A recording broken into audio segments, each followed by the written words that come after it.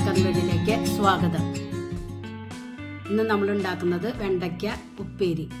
അതിനായി ഒരു പാനിലേക്ക് 5 ടേബിൾ സ്പൂൺ വെളിച്ചെണ്ണ ആഡ് ചെയ്ത് കൊടുക്കുക.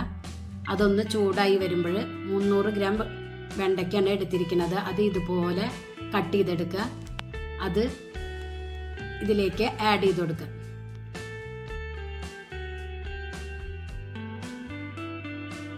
ഹൈ ഫ്ലെയിമിൽ വെച്ച് നല്ലവണ്ണം വഴറ്റിയെടുക്കുക.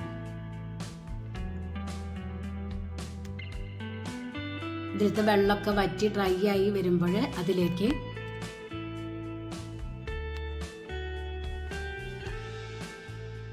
അര ടീസ്പൂൺ ചതച്ച മുളകും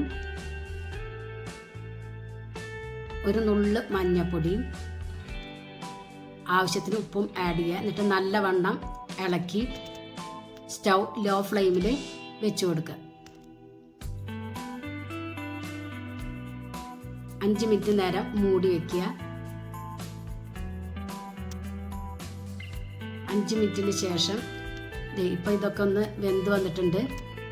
നല്ലവണ്ണം ഇളക്കി യോജിപ്പിക്കുക. എന്നിട്ട് ഡ്രൈ ആക്കി ഒലർത്തി എടുക്കുക. അടിപൊളി വെണ്ടയ്ക്കുപ്പേരിയാണ്. ഇതിലേക്ക് കറിവേപ്പില ആഡ് ചെയ്യുക.